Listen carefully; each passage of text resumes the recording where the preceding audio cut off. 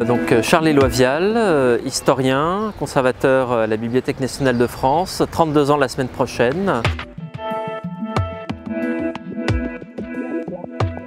J'ai voulu travailler sur la famille royale au Temple par curiosité, d'abord pour une période que je connaissais mal, qui est la période de la Révolution, qui avait quasiment disparu des programmes du lycée quand moi j'ai passé mon bac, c'était il n'y a pas si longtemps, donc je connaissais très peu, je l'avais un peu étudié en prépa mais je n'avais pas tout compris. C'est quand même une période extrêmement compliquée, les débats historiographiques sont très denses et quand on n'est pas vraiment un universitaire qui travaille depuis des années sur ce domaine, parfois c'est très compliqué de s'y retrouver avec la convention, les différents coups d'État sous le directoire, c'est très complexe. Donc j'ai voulu mettre mes idées au clair sur cette période et parvenir à aussi éclaircir ma compréhension du Premier Empire, puisque tous les grands personnages de l'Empire finalement commencent leur carrière sous la Révolution, à commencer par Napoléon lui-même ou Cambacérès ou d'autres. Ils sont là sous la Révolution, ils expriment leurs premières idées, ils ont leur premier combat. Donc c'était important pour moi de les suivre. J'ai voulu travailler sur la famille royale au Temple, car c'est un sujet qui me semblait à la fois très connu et aussi très méconnu. Très connu puisqu'il y a eu quantité de livres écrits sur ce sujet et aussi quantité de bêtises qui ont été écrites. Ma principale motivation en histoire étant de reprendre des clichés historiographiques et de les déconstruire et de réussir à reconstruire un discours historique plus cohérent à partir des sources, et en général des sources originales, des sources manuscrites. C'est mon métier puisque je suis archiviste au départ. Donc j'ai voulu m'intéresser à ces sources et voir qu'est-ce qui se cachait derrière le discours très convenu sur le martyre de la famille royale, sur le martyre de Louis XVII au Temple, sur la sainteté de Madame Élisabeth, sur la méchanceté des révolutionnaires qui ont gardé la famille royale. Donc tout ça, ça m'intriguait. J'ai voulu retravailler là-dessus et en arriver à mieux comprendre ensuite la Révolution. C'était un des deuxièmes objectifs de cet ouvrage, c'est d'en arriver à comprendre le fonctionnement de la Révolution au travers d'un phénomène qui peut paraître secondaire, qui est la captivité de la famille royale, mais qui en réalité est beaucoup plus complexe que ça.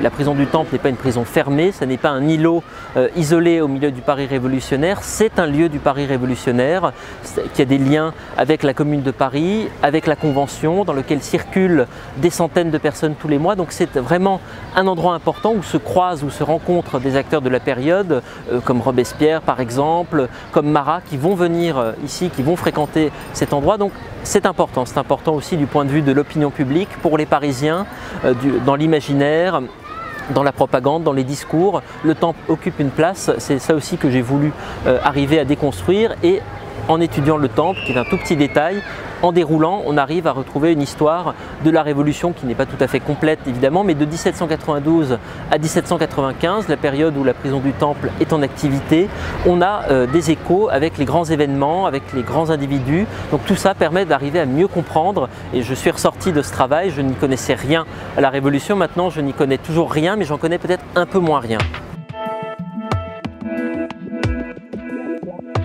Le Temple, à l'origine, c'est un malentendu, puisque la famille royale est enfermée au départ dans les locaux de l'Assemblée législative, donc la salle du manège au jardin des Tuileries. Le palais des Tuileries a été pillé, on a massacré les domestiques, les gardes suisses. La famille royale se réfugie près des députés qui vont mettre le roi sur la touche, suspendre la monarchie, mettre en place un gouvernement provisoire en nommant des ministres. Et ils vont se poser la question de quoi faire de Louis XVI, puisque Louis XVI est là, il les encombre un petit peu, il est convoité par les autres monarchies européennes qui sont susceptibles de vouloir prendre Paris pour le délivrer, le remettre sur le trône. Donc que faire de lui? Finalement, la Commune de Paris, donc c'est la commune insurrectionnelle qui balaye la municipalité légale qui a été mise en place en 1789. La Commune de Paris va réclamer le roi à la législative comme une sorte de gage de bonne entente, puisque la commune pourrait parfaitement à ce moment-là balayer les représentants élus de la nation et prendre la place, s'improviser en une sorte de gouvernement révolutionnaire, un peu extrémiste. Donc ils sont très inquiets, ils leur donnent le roi comme gage de confiance. On part très vite d'installer le roi au temple, on a pensé au Luxembourg, on a pensé au ministère de la Justice, place Vendôme, et le temple s'impose. Alors les députés comprennent le temple, ils pensent au palais du temple, c'est-à-dire le palais du grand prieur, c'est l'endroit où résidait le comte d'Artois jusqu'en 1789, donc le frère cadet de Louis XVI qui avait sa résidence ici, et le temple était un enclos indépendant, ça appartenait aux hospitaliers, le grand maître de l'ordre des hospitaliers, titre honorifique, c'était le duc d'Angoulême, donc le fils du comte d'Artois, qui avait fait sa résidence ici, qu'il avait réaménagé de manière extrêmement luxueuse. Il y a un mobilier qui est conservé en partie au musée du Louvre, on voit que c'était quelque chose de grandiose. Donc en installant Louis XVI, Marie-Antoinette, Madame Élisabeth et les 2 enfants au palais du Temple, on les met dans un environnement qui leur est familier. Un palais de niveau royal, princier, ça ne les aurait pas dépaysés. C'est ce que pensent les députés. En réalité, la Commune de Paris pense tout de suite à la tour du Temple, qui est au fond du jardin, qui est un édifice en ruine qui a été construit au XIIIe siècle, qui ne sert quasiment plus à part de débarras au XVIIIe siècle, mais c'est une tour extrêmement sinistre, un aspect gothique, médiéval, ça parle à l'imaginaire, et on a l'équivalent, c'est de vouloir faire une Bastille pour Louis XVI et sa famille, une sorte de une Bastille royale pour lui faire payer l'arbitraire des lettres de cachet, pour le faire payer d'avoir été un tyran. Donc vraiment l'idée de l'enfermer dans une prison très sinistre. Et ce qui est terrible, c'est qu'au soir du 13 août 1792, on va amener Louis XVI au palais, on va le faire dîner dans les appartements du comte d'Artois, où on a installé un très beau souper, très luxueux, avec les glaces, l'argenterie, enfin quelque chose de magnifique. Une fois qu'il commence à s'installer, là on l'entraîne avec sa famille vers la tour du Temple et il comprend qu'on s'est moqué de lui. Et c'est là que commence cette captivité qui va durer jusqu'en décembre 1795 et qui va être ce qu'on appelle le martyre de la famille royale. Alors la question du fonctionnement du temple est extrêmement complexe parce que d'emblée on veut instaurer un dispositif de surveillance autour de la famille royale qui est extrêmement serré. Donc il faut trouver beaucoup de personnel, notamment il va y avoir à peu près entre 250 et 280 gardes nationaux qui sont mobilisés pour garder le périmètre du temple. On va construire un mur, on va creuser des fossés, mettre des corps de garde, installer quelques canons. Il faut que ça ait vraiment l'air d'une prison. À l'intérieur même de la tour, la Commune de Paris, ça varie à peu près, mais il y a entre 150 et 200 élus qui sont à l'hôtel de ville, on en désigne 8 par jour. Il y en a 8 qui vont se relayer toutes les 24 heures pour surveiller la famille royale et ne pas les lâcher d'une semelle. Il y en a qui vont s'occuper de surveiller les cuisines, s'occuper de surveiller les domestiques, de surveiller le bon déroulement des tours de garde, et il y en a qui sont payés, enfin qui sont là pour surveiller le roi et sa famille qui dorment dans l'antichambre de Louis XVI, qui doit laisser la porte de sa chambre ouverte, donc ils sont vraiment au plus près de la famille royale. Le problème, c'est qu'ils ne doivent pas toujours être les mêmes. Il faut les panacher un petit peu parce qu'il ne faut pas prendre des gens qui se connaissent, qui soient susceptibles de comploter ensemble, qui soient susceptibles de former des conspirations pour faire évader le roi et sa famille. Donc là aussi, il y a un panachage qui est très subtil. Il y a des débats à l'Assemblée de la Commune de Paris tous les jours pour savoir qui va y aller. Il y a différents moyens de les désigner, on s'en rend compte quand on consulte les archives. Mais ça marche assez bien au début. Puis il y a un moment, un relâchement dans la surveillance vers janvier 1793, février 1793, après l'exécution de Louis XVI. Et là, on va laisser un petit peu qui veut y aller, parce que les gens commencent à en avoir marre de s'enfermer pendant 24 heures dans une prison sinistre. Il va y avoir des volontaires qui vont se désigner plusieurs fois par semaine, plusieurs fois par mois, et ça va être ceux qui sont effectivement royalistes, qui sont redevenus royalistes pour la plupart parce qu'ils ont vu la famille royale souffrir, être humiliée par cette détention, qui sont redevenus royalistes et qui ont eu envie de les aider à s'évader. Donc il y a des personnages comme Lepitre, comme Moyle, comme Goret, qui sont des élus de la commune, qui vont se mettre à conspirer et qui vont échafauder un plan d'évasion pour Marie-Antoinette et ses enfants, qui aurait dû être activé en mars 1793, mais qui va échouer au dernier moment. Ce qui est intéressant de voir, c'est qu'on avait les témoignages des personnes qui ont été enfermées avec la famille royale. Il y a le témoignage de Marie-Thérèse, donc la fille de Louis XVI, qui a laissé un journal, Cléry, qui était le valet de chambre de Louis XVI, Turgy, qui était un autre domestique. Tous ont laissé des témoignages. Pour l'autre côté du miroir, en quelque sorte, le côté des révolutionnaires, les témoignages sont beaucoup plus rares, puisque les seuls à avoir écrit leurs souvenirs, avoir écrit ce qu'ils pensaient de cette captivité, de comment ça s'est déroulé, ce sont les révolutionnaires qui se sont reconvertis au royalisme, comme ce fameux Lepître dont je vous parlais, ou Goret par exemple, qui ont laissé des témoignages. Tous ceux qui pensaient que la détention de la famille royale était justifiée, qu'on avait raison d'infliger de pareils traitements à Louis XVI, à Marie-Antoinette, à leurs enfants, tout cela ont été exécutés dès juillet 1794, en même temps que Robespierre. Ils ont quasiment tous disparu au moment de la chute de Robespierre. Ils ont été guillotinés ou le même jour que lui, ou le lendemain, ou le surlendemain. Et ça veut dire que la mémoire du Temple a été amputée d'une grande partie de ces témoins dès le début. Ce qui fait qu'on a les témoignages royalistes sur le Temple, ce qui explique aussi un peu cette légende monarchique autour du Temple, mais on n'a pas le versant révolutionnaire. C'est ce que disait déjà Michelet en parlant des témoignages de la Révolution.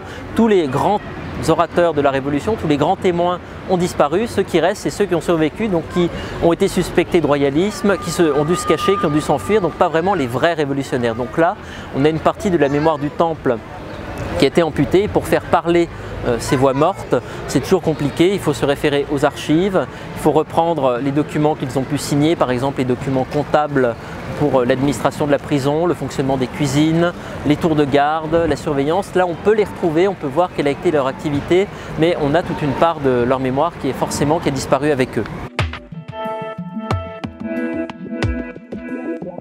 Malgré tous les efforts de la Commune de Paris, la prison n'était pas complètement étanche. Il y avait des petits points qui permettaient de communiquer avec l'extérieur, puisque Louis XVI avait gardé un valet qui était Cléry, qui avait le droit de temps en temps de sortir et qui pouvait au moins transmettre des messages oraux et parfois des messages écrits s'il arrivait à cacher dans ses vêtements, sous sa perruque, dans ses chaussures une lettre ou un billet.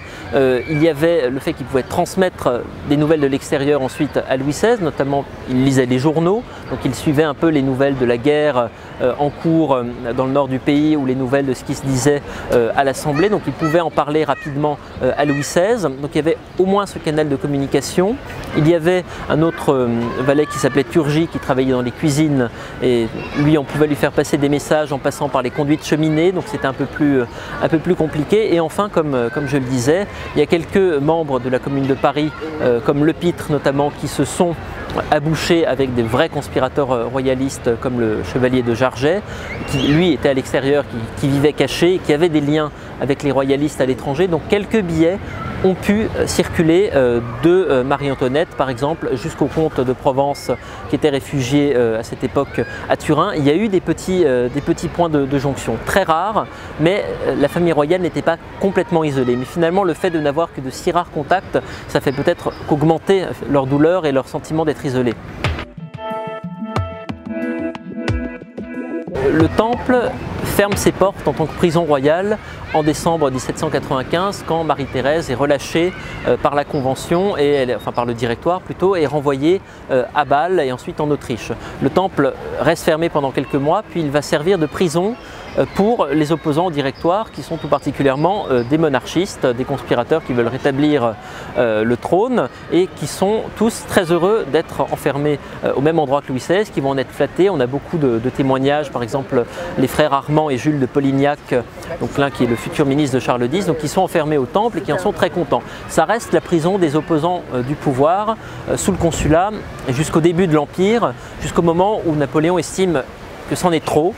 Tous ces admirateurs de Louis XVI qui se font enfermer au Temple et qui en sont extrêmement heureux, tous ceux qui viennent rôder autour du Temple en pèlerinage, tout ça, ça fait désordre, donc il décide de fermer la prison. C'est Vincennes qui devient la prison des opposants politiques sous l'Empire et le Temple va être rasé. Le Temple est fermé en 1808 et il est rasé seulement en 1811, ce qui laisse à l'entrepreneur qui a racheté les lieux d'organiser quelques visites. Donc là aussi, Napoléon fait intervenir la police, on ferme les lieux et là, on démolit pour de bon, ce qui fait que quand Louis XVIII revient à Paris en 1814, ici il n'y a plus qu'un terrain vague. Il y a peut-être quelques pierres qui restent, il y a le palais du Grand Prieur qui lui est intact, qui sert à l'administration, mais à la place de la tour il n'y a plus rien. Donc il va installer des bonnes sœurs, un couvent, donc une princesse Louise de Condé, donc du sang des Bourbons, qui va diriger ici un monastère. Il va y avoir une chapelle à l'emplacement de la tour et un jardin du souvenir qui ressemble un peu au parc qui lui a été aménagé seulement au début de la Troisième République. Mais l'idée c'est que c'est un lieu de recueillement un lieu de méditation, de solitude. Donc c'est un lieu qui sert à se souvenir, pas forcément pour détester la Révolution, mais aussi pour pardonner, comprendre, oublier. Donc ça porte aussi le message de Louis XVIII à son retour en France en 1814, qui est le message d'oubli et de pardon.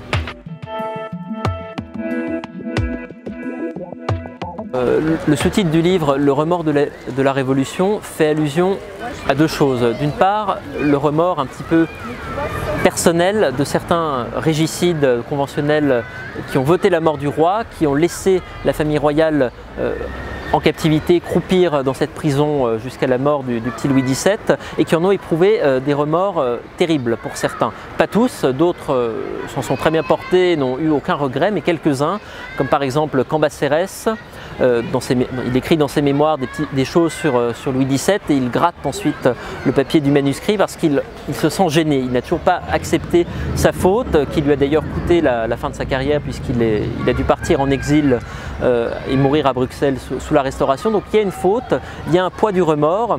Il y a beaucoup de révolutionnaires qui l'ont ressenti, qui vont mourir dans la misère, qui vont exprimer des remords à la fin de leur vie. On pense par exemple à un député qui s'appelait Armand de la Meuse, qui s'est laissé mourir de faim dans la rue, alors que c'est quelqu'un d'assez fortuné, mais il porte le poids de cette faute sur les épaules et il choisit de se laisser mourir, et sur son cadavre on retrouve une lettre d'excuse adressée à la fille de Louis XVI. Donc c'est vraiment un remords individuel pour beaucoup de conventionnels. Et il y a le remords un peu plus politique, qui est que tous ces hommes se sont rendus compte qu'ils auraient pu pérenniser les acquis de la Révolution dès 1794-1795 par une monarchie constitutionnelle, une monarchie qui n'a pas pu prendre racine parce que Louis XVII a disparu. Il y a eu l'Empire, il y a eu des guerres, il a fallu attendre 1815 pour avoir à nouveau une monarchie constitutionnelle qui réapparaît. Donc ça met beaucoup de temps, ça fait encore couler beaucoup de sang avant que l'héritage de la Révolution puisse vraiment être préservé.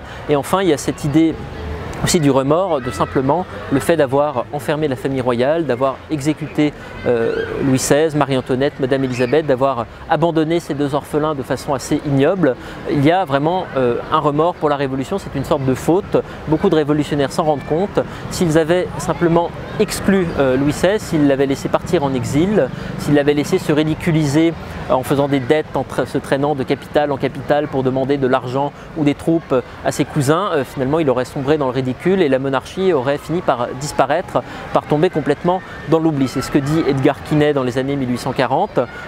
La Révolution porte un peu le poids d'avoir à nouveau donné ce martyre à la monarchie, lui donner une sorte de nouvelle légitimité à cause de la captivité de la famille royale au Temple. Donc là aussi c'est le remords, un remords politique. S'il n'y avait pas eu la captivité au Temple, le sort de la Révolution aurait été complètement différent.